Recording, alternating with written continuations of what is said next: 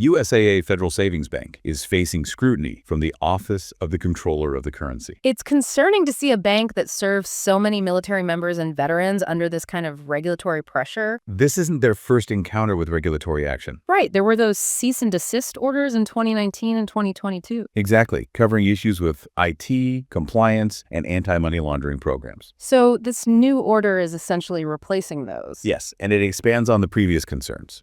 The OCC is clearly frustrated with the lack of progress. What specifically is the OCC highlighting this time around? The order is quite broad, encompassing management, earnings, information technology, consumer compliance. It sounds like a systemic issue. They've also flagged problems with suspicious activity reporting. That raises serious questions about their ability to prevent financial crimes. Absolutely. And there are concerns about their compliance with guidelines for large banks, too. So the OCC is painting a picture of widespread issues within USAA. The OCC is particularly concerned about USAA's management and their ability to govern risks. Are they suggesting a leadership problem? They're essentially criticizing the leadership and requiring them to appoint a compliance committee to oversee corrective actions. What about their IT and data security? The OCC is not satisfied with USAA's IT program, their compliance management system, or their overall risk governance framework. And you mentioned suspicious activity reporting violations. Can you elaborate on those? The OCC found violations related to the Bank Secrecy Act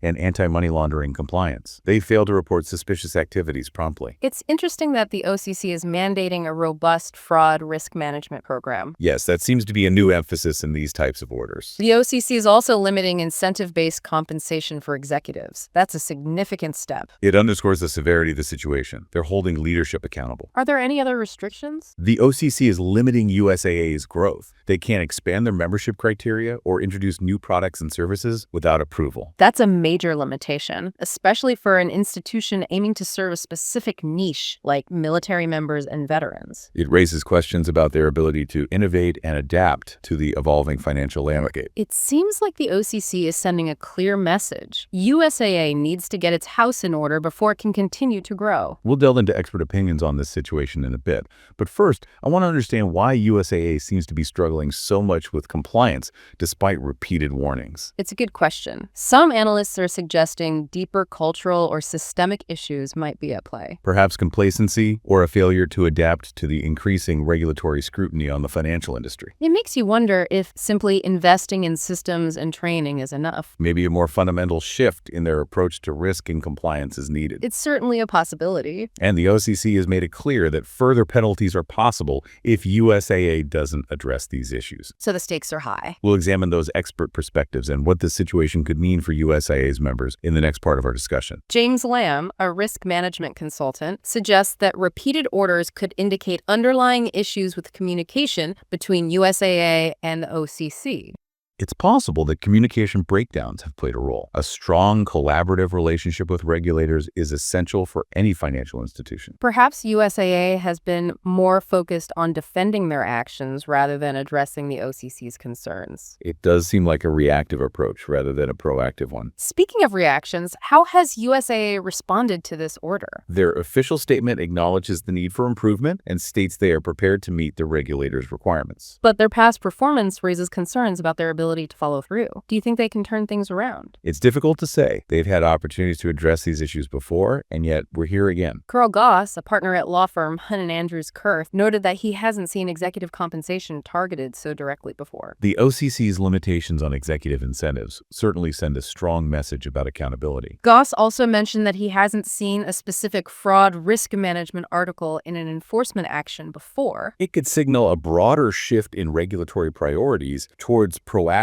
fraud prevention. Patrick Haggerty, a senior director at Claros Group, pointed out that it's unusual for a bank to be under an order for over 5 years and then receive a new order covering similar ground without facing civil penalties. It raises the question of whether the OCC is being lenient with USAA. It's a delicate balance. The OCC must ensure USAA takes action to address the issues, regardless of the specific penalties. This situation has implications beyond just USAA. It highlights the increasing scrutiny on the entire financial financial industry. No bank is immune to oversight. This case underscores that compliance is not optional. It also raises concerns about consumer trust. When a prominent institution like USAA faces repeated struggles, it can erode public confidence in the banking system. Transparency and a genuine commitment to change are crucial for rebuilding that trust. They also need to foster a culture of accountability within the organization. Moving beyond a reactive mindset and embracing a proactive approach to risk and compliance is key. The OCC's growth limitations raise concerns about USAA's future. Restricting their ability to expand their membership and introduce new products could hinder their innovation and adaptability. Especially in a rapidly evolving financial landscape. We're talking about military members and veterans who rely on USAA. How will this impact their access to specialized financial services? Will other institutions fill the void if USAA falters? These are important questions to consider. This situation highlights the balance between innovation and regulatory compliance. It's a complex challenge for institutions like USAA to navigate. The consequences of failing to strike that balance can be significant. USAA's future hinges on their ability to restore trust